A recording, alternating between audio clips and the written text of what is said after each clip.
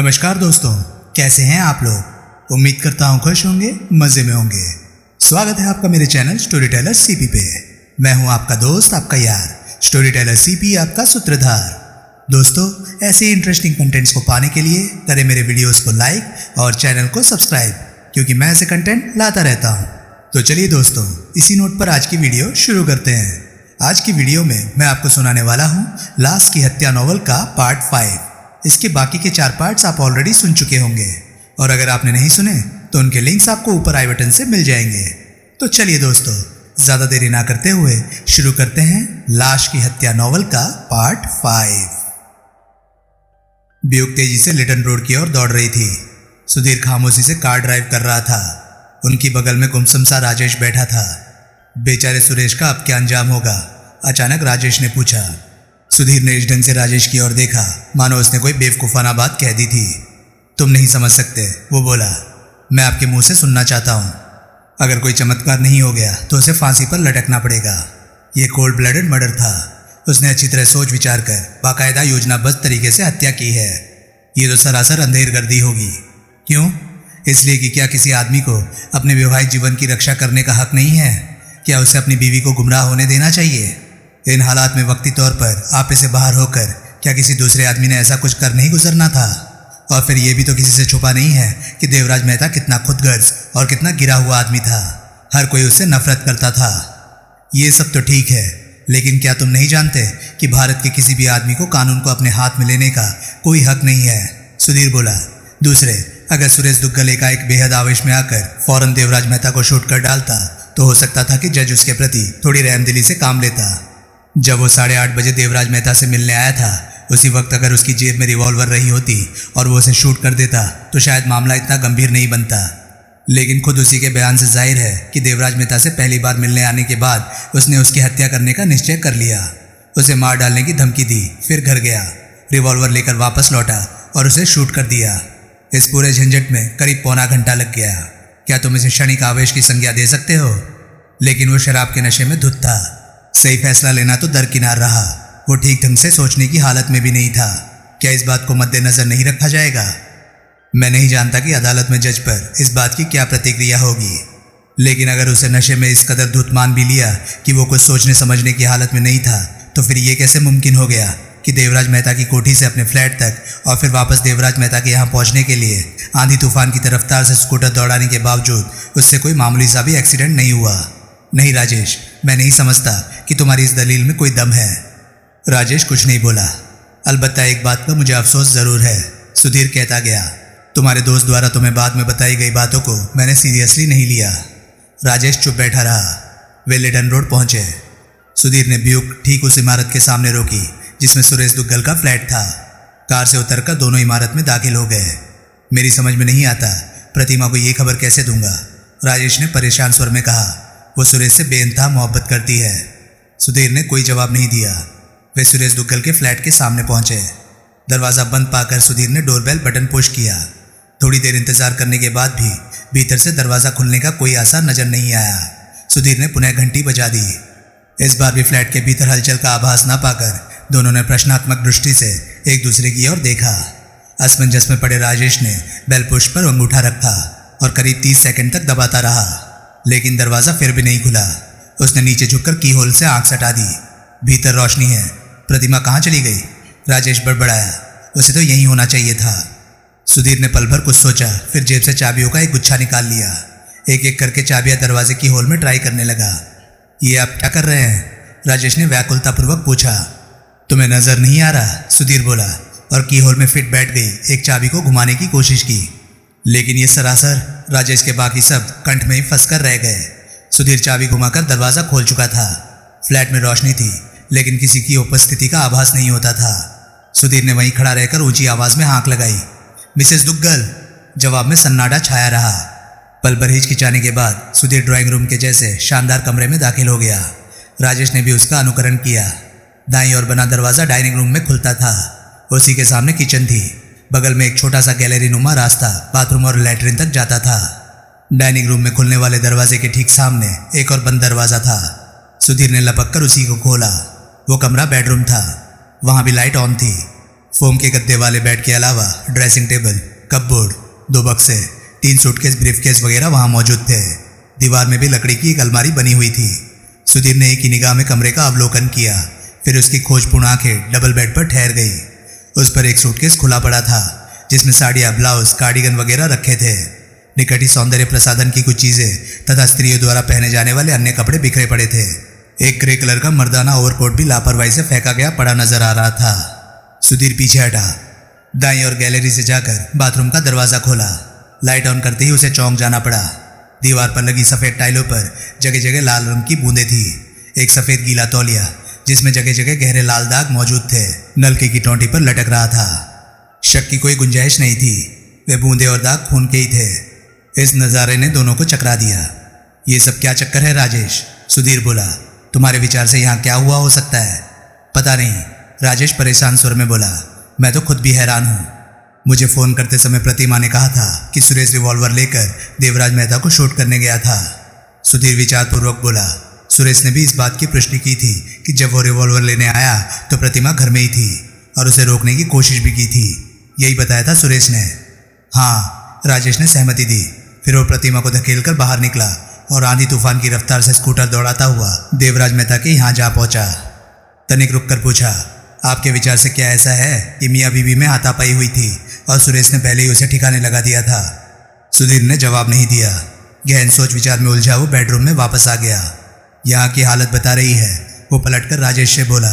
प्रतिमा ने आनन फानन में सूटकेस पैक करना चाहा था और आधे पैक किए खुले पड़े सूटकेस की ओर इशारा कर दिया। राजेश ने सहमति सूचक सर हिला दिया। लेकिन सवाल ये पैदा होता है, सुधीर बोला, ये पैकिंग उसने सुरेश के रिवॉल्वर लेने आने से पहले की या उसके चले जाने के बाद? जिस ढंग से ये चीज़ें बिखरी पड़ी हैं, राजेश बोला, उससे जाहिर है प्रतिमा जल्द से जल्द यहाँ से भाग जाना चाहती थी।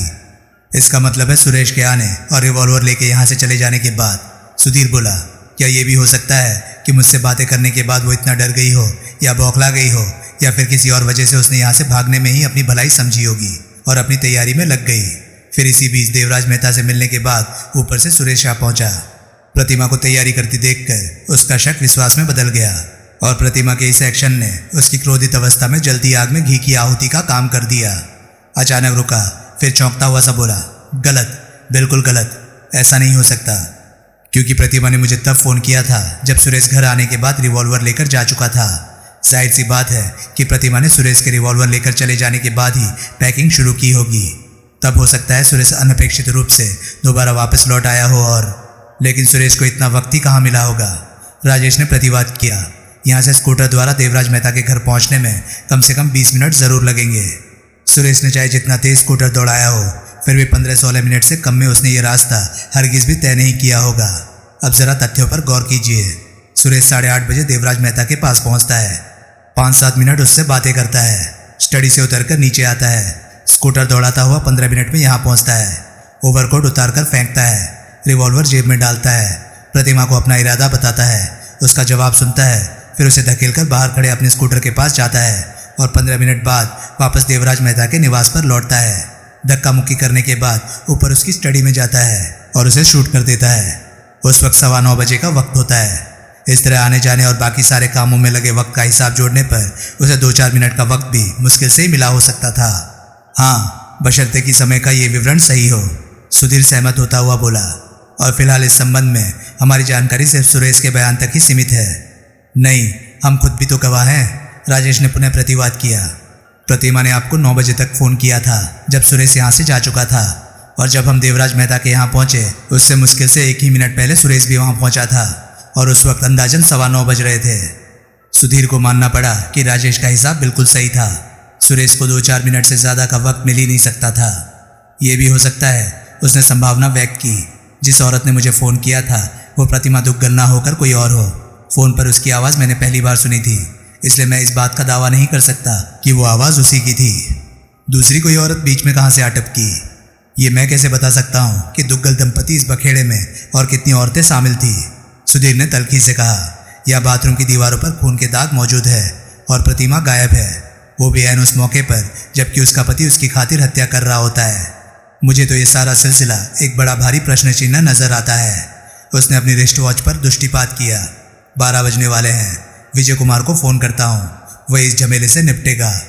उसने आने के लिए कहा तो था, आता ही होगा। पता नहीं कितनी देर लगा है, मैं उसे जल्दी आने के लिए कहता हूँ। सुधीर ड्राइंग रूम में आ गया और विजय कुमार को फ़ोन करने लगा। विजय कुमार 12:30 बजे आया। उसके चेहरे पर थकान और खींच के भाव साफ नजर आ रहे थे। उसने विस्तारपूर्वक सुधीर की बात सुनी और फ्लैट का मुआयना किया। फिर एकाएक वो क्रोधित नजर आने लगा और फिर वो तेजी से फ्लैट से बाहर निकल गया। चंद क्षणोपरांत वो वापस लौटा। राजेश और सुधीर देखकर हैरान रह गए। उसके साथ सुरेश दुग्गल भी था। सुरेश के हाथों में हथकड़ियाँ लगी हुई थी। मुझे शुरू से ही शक था कि यह आदमी हिस्सा देने की कोशिश कर रहा था, विजय कुमार कृपित स्वर में बोला। इसलिए इसे साथ ही लेकर आया हूँ। फिर उसने सुरेश को आग्नेय नेत्रों से घूरा। इस फ्लैट की हालत अच्छी तरह से देख लो, फिर हमें बताओ कि जब तुम रिवॉल्वर लेकर देवराज मेहता की हत्या करने के लिए यहाँ से गए थे, क्या उस वक्त भी यहाँ की हालत ऐसी ही थी? अपने ही ड्राइंग रूम में अजनबियों की भांति खड़े सुरेश दुग्गल ने अपार असमंजसतापूर्वक विजय कुमार को घूरा। फिर ये प्रश्नात्मक दृष्टि से राजेश को देखने लगा। मेरी समझ में नहीं आता आप क्या कह रहे हैं इंस्पेक्टर, उसने हैरानगी भरे स्वर में पूछा। एकाएक वो आतंकित सा नजर आने लगा। लगभग चीखता हुआ बोला, प्रतिमा कहाँ है? मैं पूछता हूँ वो कहाँ है? विजय कुमार की निगाहें उसके चेहरे पर जमी थी। यही तो हम भी जानना चाहते हैं, वो बोला। क्या मतलब? तुम्हारी बीवी कहाँ है? विजय कुमार ने सख्ती से पूछा। यहीं होनी चाहिए। मैं हैरान सुरेश दुग्गल बेडरूम के दरवाजे पर पहुंचा। अंदर की हालत देखते ही उसे झटका सा लगा। वो उत्तेजित स्वर में बोला, ये सब क्या है? प्रतिमा हर चीज को बड़े करीने से सजा कर रखती है। ये सब किसने किया है? वो विजय कुमार की ओर पलट गया। प्रतिमा कहाँ है? क्या हो गया है उसके साथ? विजय कुमार ने उसे बाहर खींचा, फिर बाथरूम की ओर धकेल दिया। पहले अंदर की हालत देखो, विजय कुमार कर्कश स्वर में बोला। फिर सच सच बताओ कि यहाँ क्या हुआ है। बाथरूम की दीवारों पर निगाह डालते ही उसका चेहरा कागज की तरह सफेद पड़ गया। हाथ मुट्ठियों की शक्ल में जोर से बिछ गए। दीवारों पर खून लगा है। वो भयभीत सा चिल्लाया, क्या ये प्रतिमा का खून है? मैं पूछता हूँ, आप लोग बताते क्यों नहीं? आखिर क्या हुआ है यहाँ? हम खुद भी यही जानना चाहते हैं, लेकिन मैं इस बारे में कुछ नहीं जानता, सुरेश दुग्गल कातर स्वर में बोला। विजय कुमार ने कहर भरी निगाहों से उसे घूरा। मैं बताता हूँ, वो बोला।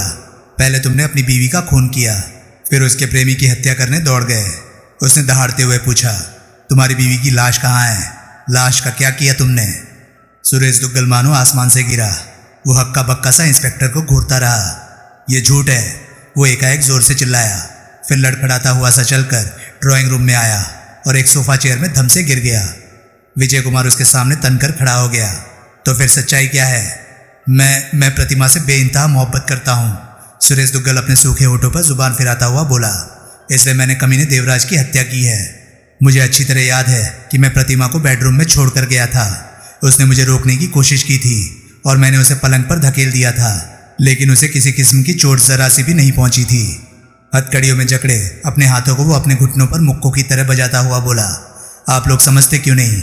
दुनिया की किसी भी चीज़ से ज़्यादा महत्व मेरे लिए प्रतिमा का है। तुम एकदम सफ़ेद झूठ बोल रहे हो, विजय कुमार तेरे स्वर में बोला। देवराज मेहता की हत्या तुमने इसलिए नहीं की कि तुम अपनी बीवी से बेपनाह मोहब्बत करते हो, बल्कि इसलिए की थी क्योंकि तुम इस बात को बर्दाश्त नहीं कर सकते थे कि तुम्हारी बीवी किसी और के साथ हम बिस्तर हो। नहीं नहीं, सुरेश दुग्गल ने आंत्रनाद सा किया। ये सच नहीं है, और हाथों में चेहरा छुपाकर सिसकने लगा। देखो मिस्टर, इस तरह रोने से कुछ भी हासिल नहीं होने वाला, विजय कुमार अपेक्षाकृत नम्र स्वर में बोला। ना ही सच्चाई कबूलने से तुम्हारी स्थिति में कोई भी फर्क पड़ने वाला है। हत्या के अपराध में फांसी पर चढ़ने का सामान तुम पहले ही अपने लिए जुटा चुके हो और कानून तुम्हें एक बार से ज़्यादा फांसी पर नहीं चढ़ा सकता। मैं मानता हूं कि तुमने बड़ी सफाई से काम किया है। अपनी बीवी के हरजाईपन की वजह से उसकी और उसके प्रेमी की जानें ले ली है। कम ऑन, देवराज मेहता की हत्या के अपराध की तरह इसे भी कबूल क्यों नहीं कर लेते हो? नहीं, ये झूठ है, गलत है, बेबुनियाद है, सुरेश दुग्गल पीड़ित स्वर में चिल्लाया। मैं कसम खाता हूँ, फिर हाँफता हुआ सा याचनापूर्वक बोला। इंस्पेक्टर प्लीज़ खड़े मत रहो, भगवान के लिए प्रतिमा को तलाश करो, please do something. Vijay Kumar अब तक तटस्थ दर्शकों की भांति खड़े सुधीर और राजेश की ओर पलटा। इस जैसे आदमियों से सच्चाई कबूलवाना भी मुझे आता है, वो बोला। फिर सुधीर की ओर मुखातिब हो गया। तुम यकीनी तौर पर कह सकते हो कि तुमसे फ़ोन पर इसे रोकने की अपील करने वाली प्रतिमा दुग्गल ही थी? नहीं, सुधीर ने जवाब दिया। अलबत्ता ये बिल्कुल तय बात है कि मुझे फ़ोन करने वाली स्त्री बेहद भयभीत और बौखलाई हुई थी। वो मुझे जानती हुई प्रतीत होती थी। और आज शाम प्रतिमा दुग्गल से हुई मेरी बातचीत की जानकारी भी उसे थी। उसने सुरेश दुग्गल को सिर्फ सुरेश कहकर संबोधित किया था। जब मैंने उससे पुलिस को सूचित करने के बारे में पूछा था तो लगभग रोते हुए उसने कहा था कि वो सुरेश को गिरफ्तार कराना नहीं चाहती। कुल मिलाकर वो मुझे ऐसी पत्नी प्रतीत हुई जो अपने पति को हत्या करने से रुकवाने के लिए मरी जा रही थी। प्रतिमा दुग्गल की आवाज़ मैंने पहले कभी फ़ोन पर नहीं सुनी थी, इसलिए मैं दावे से नहीं कह सकता कि मुझे फ़ोन करने वाली स्त्री वाकई वही थी। विजय कुमार के चेहरे पर अनिश्चयात्मक भाव थे। ऐसा लगता है, वो बोला। वो एकाएक बहुत ज़्यादा डर गई थी और फिर आनन फानन में यहाँ से भाग खड़ी हुई।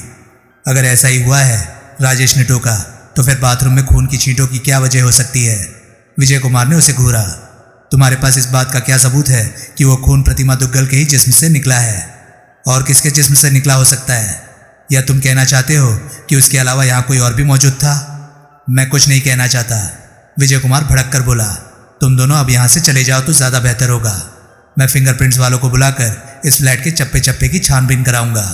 बाथरूम में मौजूद खून का सैंपल लेबोरेटरी में भिजवा दूंगा। ऑल राइट इंस्पेक्टर, राजेश बोला। मैं भी ऑफिस जाकर इस किस्से को प्रातःकालीन संस्करण में भिजवाना चाहता हूँ।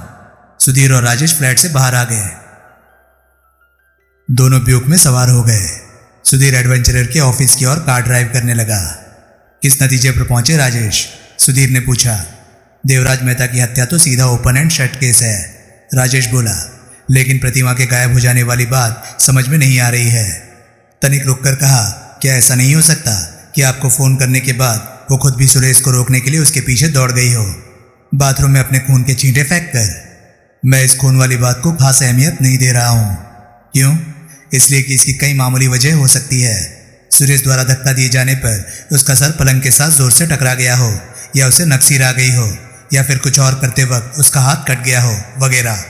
चलो मान लेते हैं, सुधीर बोला। लेकिन अगर वो सुरेश के पीछे देवराज मेहता के यहाँ गई थी तो वहाँ पहुँची क्यों नहीं? राजेश को इसका कोई जवाब नहीं सूझ सका। अच्छा एक बात बताओ, कुछ देर मौन रहकर सुधीर ने पूछा। देवराज मेहता की माली हालत कैसी थी? बहुत अच्छी। कोठी है, कारें हैं, प्रिंटिंग और ऑफसेट प्रेस है, और अखबार तो है ही। आई सी। आपने किस लिए पूछा? मैं बलराज मेहता की कई बातों के बारे में सोच रहा हूँ। उसने कहा था कि कल सुबह का अखबार देखने के बाद सैकड़ों भले लोग चैन की नींद सो सकेंगे। इससे क्या फ़र्क पड़ता है? वो अपने भाई से नफरत करता था, ऐसा कुछ भी कह सकता था। उसकी इस बात का ये मतलब भी तो निकलता है कि देवराज मेहता अपने अखबार के दम पर लोगों को ब्लैकमेल कर रहा था। ब्लैकमेल? नहीं, हालांकि ये बात बिल्कुल सही है। अपने अखबार द्वारा समाज में प्रतिष्ठित कहे जाने वाले लोगों पर कीचड़ उछालना और विपक्षी दल के राजनीतिबाजों की कलई खोलना उसका आम पेशा था। और ये भी उतना ही सही है कि वो बड़े बड़े लोगों को ब्लैकमेल करने की स्थिति में था भी। लेकिन वो ब्लैकमेलर था, ऐसी कोई बात कभी सुनने में नहीं आई। अगर ऐसा होता तो उससे संबंधित ढेरों अफवाहों में ये भी ज़रूर जुड़ी होनी चाहिए थी। लेकिन इसका प्रतिमा के गायब होने से क्या ताल्लुक है? पता नहीं, सुधीर विचारपूर्ण स्वर में बोला। प्रतिमा के गायब होने और उसके फ्लैट की हालत ने सब कुछ गड़बड़ कर दिया। हो सकता है ये महज इत्तेफाकी हो और इसका देवराज मेहता की हत्या से कतई कोई रिश्ता नहीं हो। लेकिन अगर वो जल्दी वापस नहीं लौटी और अपने गायब होने की कोई ठोस वजह नहीं बता सकी तो विजय कुमार को देवराज मेहता की हत्या के सीधे साधे केस के बखिए उधेड़ने पड़ेंगे। मसलन हो सकता है सुरेश देवराज मेहता को किसी जाति मामले के आधार पर ब्लैकमेल करने की कोशिश कर रहा था और वो ब्लैकमेलिंग के सामने झुकने को तैयार नहीं था। यह हो सकता है, जैसा कि नजर आता है, ये केस सेक्सुअल जेलेसी का नहीं था और देवराज मेहता की हत्या करने का सुरेश के पास कोई ऐसा मोटिव रहा था जिसकी जानकारी प्रतिमा के अलावा किसी और को नहीं थी। खैर, ये सब महज थ्योरियां हैं, उसने बेदिली से कहा। होने के लिए तो ये भी हो सकता है कि प्रतिमा अपनी किसी सहेली या रिश्तेदार के यहाँ चली गई हो। ये तो सुरेश दुग्गल से पूछकर विजय कुमार चेक करा लेगा। हाँ, वो एक कर्तव्यपरायण, परिश्रमी और ईमानदार पुलिस इंस्पेक्टर है, सुधीर ने कहा। फिर पल भर मौन रहने के बाद बोला, देवराज मेहता की हत्या के घटनास्थल वाले बंद कमरे के बारे में मुझे कोई बात खटक रही है। कोई ऐसी बात है जो मेरे दिमाग के किसी कोने में घुमड़ तो रही है, लेकिन मैं उसे पकड़ नहीं पा रहा हूँ। और प्रतिमा के एकाएक गायब होने तथा उसके बाथरूम की हालत ने मुझे ये सोचने पर मजबूर कर दिया है कि ये मामला जैसा नजर आ रहा है हूबहू वैसा नहीं है। राजेश फौरन सतर्क हो गया। जो बात आपको खटक रही है वो क्या हो सकती है? मुझे ऐसा महसूस हो रहा है कि देवराज मेहता की स्टडी में कोई चीज़ यथास्थान नहीं थी, या फिर कोई ऐसी चीज़ थी जिसे कायदे में होना तो वहीं चाहिए था लेकिन वहाँ थी नहीं। ऐसी क्या चीज़ हो सकती है? पता नहीं। एडवेंचरर का ऑफिस आ चुका था। सुधीर ने कार रोक दी। राजेश नीचे उतरा। कार में हीटर ऑन था, इसलिए उसे सर्दी महसूस नहीं हुई थी, लेकिन बाहर निकलते ही ठंडी तेज हवा जिस्म को चीरती सी महसूस हुई। बर्थडे पार्टी शानदार रही ना? उसने जानबूझकर सुधीर को छेड़ा। हाँ, बेहद, और डिनर उससे भी ज़्यादा शानदार। राजेश को पहली बार याद आया कि इस झमेले की वजह से वे लोग रात का खाना भी नहीं खा सके थे। आई एम वेरी सॉरी, वो बोला। Don't mind, go to your office. Rajesh शर्मिंदगी महसूस करता हुआ तेजी से अपनी ऑफिस की इमारत में दाखिल हो गया। सुधीर ने रिस्ट वॉच पर निगाह डाली। 1 बजने में 5 मिनट बाकी थे। उसने अपने फ्लैट में वापस लौटने की बजाय पुलिस हेडक्वार्टर जाने का निश्चय किया। उसे यकीन था सपना इंतजार कर करके थक हार कर वहीं सो गई होगी। सुधीर ने पुलिस हेडक्वार्टर के प्रांगण में ब्यूक रोकी, नीचे उतरा और सीधा विजय कुमार के ऑफिस में जा पहुंचा। विजय कुमार अपने ऑफिस में मौजूद था। कुर्सी की पुष्ट से सर टिकाए वो निढाल सा बैठा था।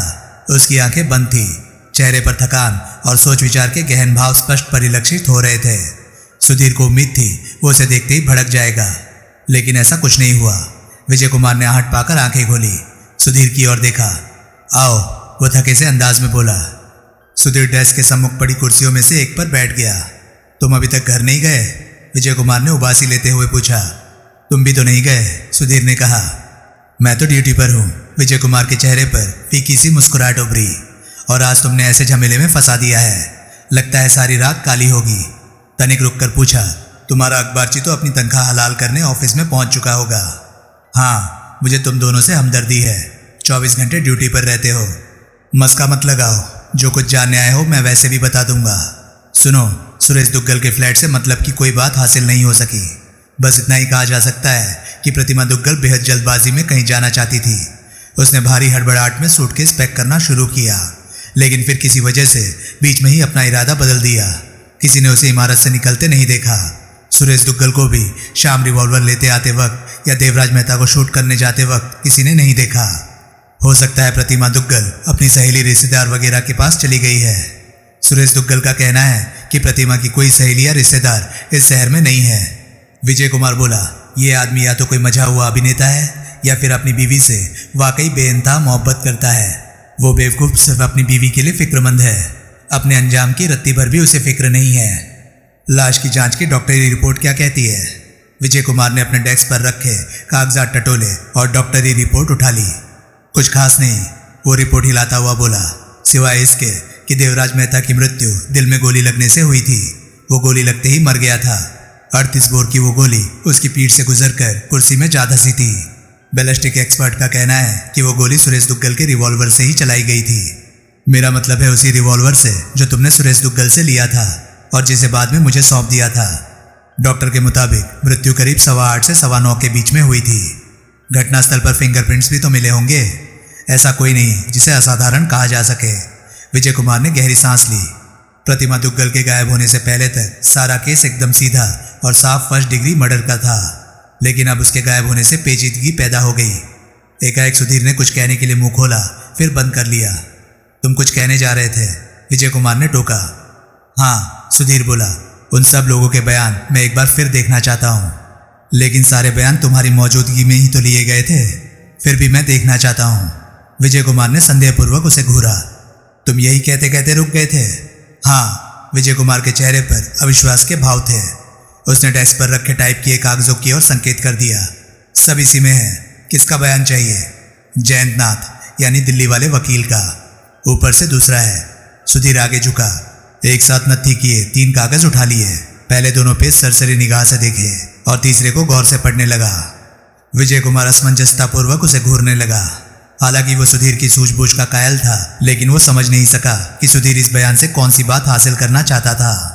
सुधीर ने कागज वापस डेस्क पर रख दिए। विजय कुमार ने आशापूर्वक उसकी ओर देखा। कोई ऐसी बात नजर आई जो तुम्हारी राय में मेरी निगाह से चूक गई थी? नहीं, जरा सुरेश दुग्गल का बयान भी दिखाओ। तुम आखिर देखना क्या चाहते हो? विजय कुमार ने भौहें चढ़ाकर पूछा। मुझे ऐसा महसूस हो रहा है कि कहीं कुछ गड़बड़ है। विजय कुमार ने सुरेश दुग्गल के बयान के कागजात का पुलंदा उठाया और अनिच्छापूर्वक उसकी ओर बढ़ा दिया। सुधीर ने गौर से एक एक शब्द पढ़ा, फिर कागजात डेस्क पर रख दिए। लगता है हम दोनों से ही कहीं कोई चूक हुई है, वो बोला। देवराज मेहता की लाश कहाँ है? विजय कुमार चकराया। मोर्ग में, वो बोला। अभी नीना मेहता को बुलाकर लाश उसे सौंप देने वाला हूँ। सुधीर चौंका और विजय कुमार को घूरने लगा। पोस्टमार्टम नहीं कराओगे? नहीं, लगता है नीना मेहता और उसकी दलील से प्रभावित हो गए हो। बेकार की बातें मत करो, विजय कुमार भड़क कर बोला। अच्छा ठीक है, लेकिन ताव क्यों खाते हो यार? तुमने बात ही ऐसी कह दी थी। तुम्हारी राय में क्या मैं किसी खूबसूरत औरत से प्रभावित होकर अपने फर्ज को भूल सकता हूँ? नहीं, हरगिज नहीं। लेकिन पोस्टमार्टम क्यों नहीं करा रहे? इसलिए कि उसकी ज़रूरत ही नहीं है। मृत्यु का कारण हमें मालूम है। देवराज मेहता सुरेश दुग्गल द्वारा 32 बोर के रिवॉल्वर से चलाई गई गोली से 9:15 बजे के करीब मरा था।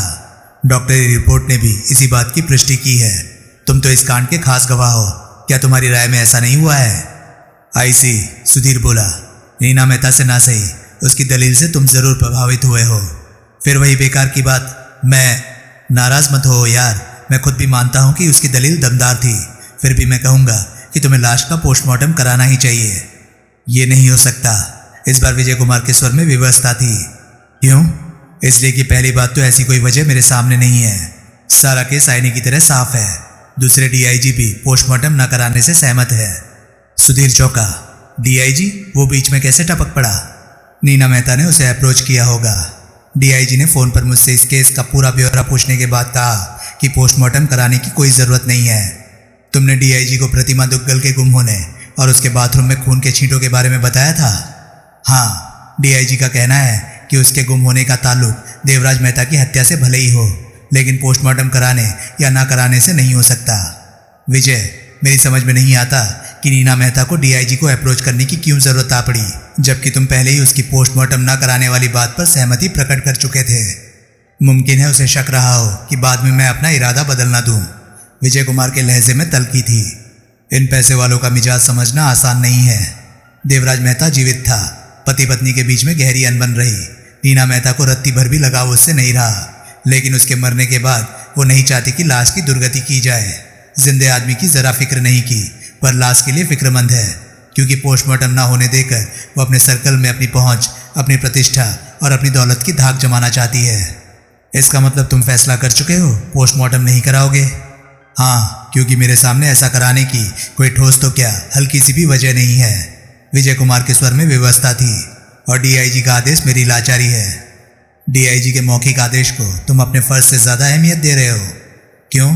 क्या मैं फर्ज अदायगी नहीं कर रहा? फर्ज अदायगी भले ही हो, लेकिन ऐसा करना समझदारी नहीं है। पहेलियां मत बुझाओ, सीधी बात करो। मेरी बात मानोगे? विजय कुमार हिचकिचाया। हाँ, अगर मानने के काबिल हुई। नाकाबिल बिल्कुल नहीं है। देवराज मेहता की लाश का पोस्टमार्टम कराओ और डीआईजी के पालन की अवहेलना करके उसका कोपभाजन बन जाऊं और अपने पूरे विभाग में मखौल की चीज बनकर रह जाऊं। अफसरशाही से डरते हो? हरगिज नहीं, ये तुम भी अच्छी तरह जानते हो। फिर मैं उपहास का पात्र बनना नहीं चाहता। ये भी तो हो सकता है कि तुम्हारी काबिलियत और सूझबूझ का झंडा और भी ज्यादा मजबूती के साथ गड़ जाए। देवराज मेहता की लाश का पोस्टमार्टम कराकर? हाँ, लेकिन इसके लिए कोई ठोस वजह भी तो हो। अगर मैं वजह पेश कर दूं तो डीआईजी का कोपभाजन बनने के लिए तैयार हो? डीआईजी की इस केस में जाती दिलचस्पी है। उसकी बातों से लगता था कि उस पर भी कहीं ऊपर से दबाव डाला जा रहा था। एकाएक विजय कुमार के स्वर में दृढ़ता आ गई। अगर तुम वाकई कोई ऐसी वजह पेश कर सकते हो जिससे साबित हो कि पोस्टमार्टम कराना जरूरी है, तो पोस्टमार्टम जरूर कराया जाएगा। फिर चाहे डीआईजी तो क्या, खुद होम मिनिस्टर ही क्यों ना मना करे। सुधीर ने प्रशंसापूर्वक उसकी ओर देखा। प्रॉमिस? प्रॉमिस। अब तुम वजह बयान करो। पहले ये बताओ, तुमने खुद भी लाश का मुआयना किया था? कोई खास बात नोट की? नहीं, गोली ठीक देवराज मेहता के दिल में लगी थी और वो तत्काल मर गया लगता था। उसकी कमीज पर खून का एक छोटा सा दाग था जो सूखकर कड़ा हो गया था। कोट पर खून का कोई निशान नहीं था। ऐसा लगता है सुरेश दुग्गल के जाने के बाद उसने जल्दबाजी में अपना कोट पहना था, क्योंकि कोट का ऊपरी बटन उसके सही काज में ना होकर नीचे वाले में बंद किया हुआ था। गोली लगने के जख्म के अलावा और कहीं उसके शरीर पर कोई चोट का निशान? मामूली सी खरोंच तक भी नहीं। ठीक है, अब तुम जरा वकील जयंतनाथ का बयान पढ़ो। इसमें साफ लिखा है कि रामलाल को जोर से हाँक लगाकर ऊंची आवाज में विस्की लाने के लिए कहकर वो अपने कमरे में चला गया और दरवाजा जोर से बंद कर लिया। विजय कुमार ने जयंतनाथ के बयान के उसी हिस्से को पढ़ने के बाद सुधीर की ओर प्रश्नात्मक निगाहों से देखा। इसका मतलब है वो ऊपर के गलियारे में आखिरी सिरे पर अपने कमरे में बंद बैठा विस्की लाने का इंतजार कर रहा था, सुधीर ने कहा। फिर उसने सुरेश दुग्गल के नीचे हॉल में पहुंचने पर हुई हलचल सुनी। सीढ़ियों पर भाग दौड़, और देवराज मेहता की स्टडी की ओर दौड़ते कदमों की आहट सुनी। तनिक रुककर उसने पूछा, अब क्या ये जरूरी नहीं है कि ये सारी हलचल भाग दौड़ की आवाज़ें अपनी स्टडी में बंद बैठे देवराज मेहता ने भी सुनी होंगी, खासतौर से उस सूरत में जबकि सीढ़ियों के दहाने से उसकी स्टडी और जयंतनाथ का कमरा बराबर फासले पर है। बिल्कुल ज़रूरी है, लेकिन हमारे सामने ऐसा भी तो कोई संकेत नहीं है कि उसने ये सब कुछ नहीं सुना। संकेत है, सुरेश दुग्गल ने साफ कहा। जब उसने देवराज मेहता पर रिवॉल्वर तानी तो देवराज मेहता अपनी कुर्सी की पुष्ट से पीठ सटाए बाईं और तनिक झुका हैरान सा बैठा एकटक उसे घूर रहा था। वो एक शब्द भी नहीं बोला था। कहकर सुधीर ने पूछा, इस बात से किसी नतीजे पर पहुंच सकते हो या नहीं? सिर्फ यही कहा जा सकता है। देवराज मेहता हौसलामंद आदमी था। सुरेश दुग्गल के हाथ में रिवॉल्वर तनी देखकर वो हैरान तो हुआ लेकिन डरा नहीं। उसे कतई उम्मीद नहीं रही कि सुरेश दुग्गल उसकी जान भी ले सकता था। तुम्हें याद है अपनी पहली मुलाकात में जब सुरेश दुग्गल ने उसे जान से मारने की धमकी दी थी, तब भी वो हंसता ही रह गया था। अच्छी तरह याद है, लेकिन विजय, किसी निहत्थे आदमी की धमकी को सुनकर हंसकर टाल जाना एक बात है और किसी रिवॉल्वर ताने खड़े आदमी के सामने चुपचाप भूत बनकर बैठे रहना और अपने बचाव की खातिर हिलना डुलना तो दरकिनार खामोशी से गोली खाकर मर जाना सरासर दूसरी बात है। सुधीर ने तनिक रुककर विजय कुमार पर हो रही प्रतिक्रिया नोट की।